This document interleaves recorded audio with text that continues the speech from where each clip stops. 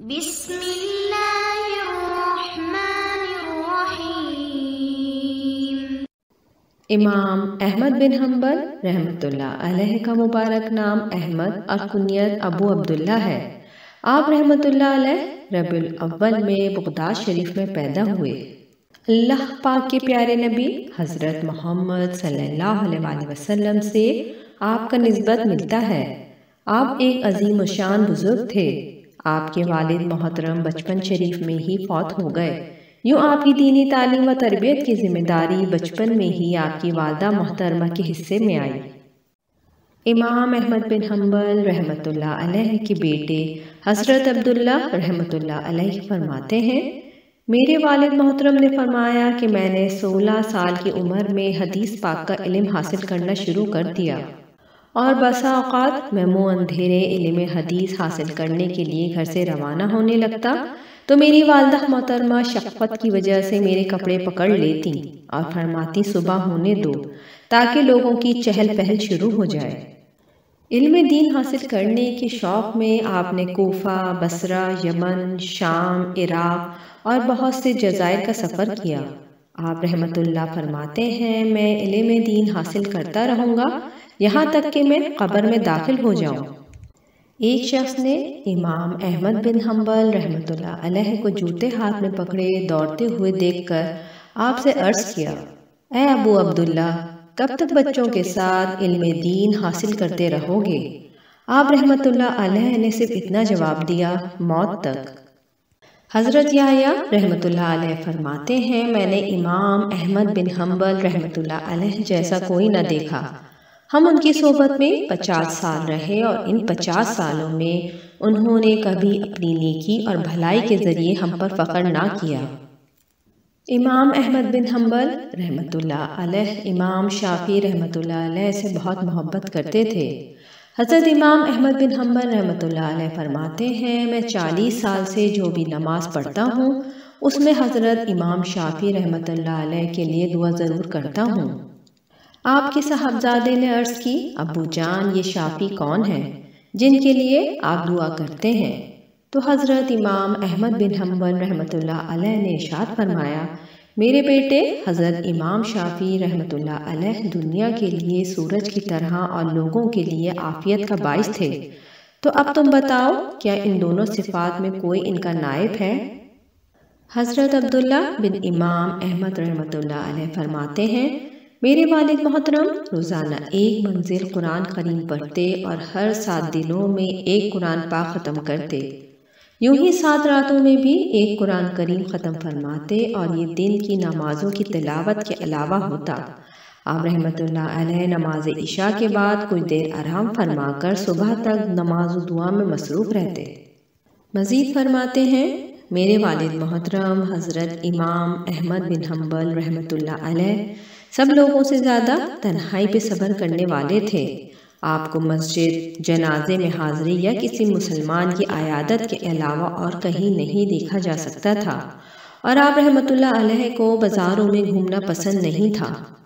آپ روزانہ 300 نوافل ادا فرماتے تھے۔ جب آپ پر آزمائش آئی تو بیماری کے بعد آپ روزانہ 150 نوافل ادا فرماتے، حالانکہ اس وقت آپ کی مبارک عمر 80 سال تھی۔ حضرت احمد بن ابراہیم رحمۃ اللہ علیہ فرماتے ہیں، جس طرح امیر المومنین حضرت ابو بکر صدیق رضی اللہ تعالیٰ عنہ کے بعد تمام مسلمانوں کی نیکیاں حضرت ابو بکر صدیق کی میزان میں ہیں، اسی طرح حضرت امام احمد بن حنبل رحمۃ اللہ علیہ کے بعد کے لوگوں کی نیکیاں امام احمد بن حنبل رحمۃ اللہ علیہ کے میزان میں ہیں۔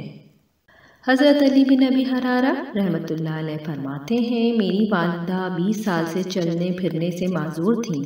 ایک دن انہوں نے مجھے کہا، حضرت امام بن حنبل رحمۃ اللہ علیہ کے پاس جا کر عرض کرو کہ وہ میرے لیے دعا کریں۔ میں ان کے گھر پہنچا اور دروازہ کھٹکھٹایا۔ آپ دروازے کے پاس ہی موجود تھے، مگر دروازہ نہ کھولا اور پوچھا، کون؟ میں نے عرض کی، میں یہیں کا رہنے والا ہوں۔ میری ماں کافی عرصے سے چلنے پھرنے سے معذور ہے، انہوں نے مجھے آپ سے دعا کروانے کے لیے بھیجا ہے کہ آپ ان کے لیے اللہ پاک کی بارگاہ میں صحت کی دعا کریں۔ آپ رحمۃ اللہ علیہ کچھ خفا ہوئے اور فرمایا ہم اس بات کے زیادہ ضرورت مند ہیں کہ تم ہمارے لیے اللہ پاک سے دعا کرو۔ میں جانے کے لیے پلٹا تو آپ کے گھر سے ایک بوڑھی خاتون باہر تشریف لائیں اور پوچھا، ابو عبداللہ یہ امام احمد بن حنبل کی کنیت ہے سے ابھی آپ نے گفتگو کی ہے؟ میں نے کہا جی ہاں۔ انہوں نے جواب دیا میں انہیں دیکھ کر آ رہی ہوں کہ وہ اللہ پاک سے تمہاری والدہ کے لیے دعا کر رہے ہیں۔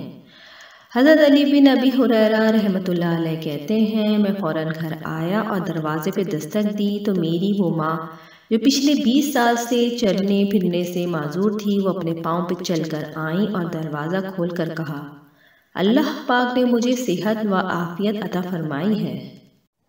حضرت امام احمد بن حنبل رحمۃ اللہ علیہ فرماتے ہیں ایک دفعہ مجھے عراق کے کسی گاؤں میں رات ہو گئی۔ میں ایک مسجد میں گیا لیکن چوکیدار نے مجھے وہاں سے نکال دیا۔ میں مسجد سے باہر فرش پہ سو گیا۔ چوکیدار نے مجھے پاؤں سے پکڑا اور گھسیٹ کے مسجد سے دور کر دیا۔ ایک خدا ترس آدمی مجھے اپنے گھر لے گیا۔ وہ شخص چلتے پھرتے اٹھتے بیٹھتے ہر وقت استغفار پڑھتا تھا۔ صبح ہوئی تو میں نے اس شخص سے پوچھا کہ کیا آپ کو استغفار پڑھنے کا کوئی فائدہ بھی ہوا؟ اس نے جواب دیا، جی ہاں میری ہر دعا قبول ہوئی سوائے اس کے کہ میری ملاقات امام احمد بن حنبل سے ہو جائے۔ میں نے کہا میں ہی احمد بن حنبل ہوں اور تم دیکھو کہ مجھے کیسے گھسیٹ کے تمہارے پاس لایا گیا ہے۔ آپ نے فرمایا ایسے شخص سے علم نہ حاصل کرو جو علم کے بدلے دنیا کا طالب ہو۔ حضرت امام احمد بن حنبل رحمۃ اللہ علیہ سے پوچھا گیا ہمارا اور رحمان کے عرش کا کتنا فاصلہ ہوگا؟ آپ نے فرمایا ایک آواز دینے کا جو سچے دل سے نکلتی ہو۔ حضرت امام احمد بن حنبل رحمۃ اللہ علیہ فرماتے ہیں لوگوں کو کھانے پینے کی ضرورت سے زیادہ علم کی ضرورت ہے، کیوں نہ انہیں دن میں 2 یا 3 بار کھانے پینے کی ضرورت ہوتی ہے، لیکن انہیں ہر وقت علم کی ضرورت ہوتی ہے۔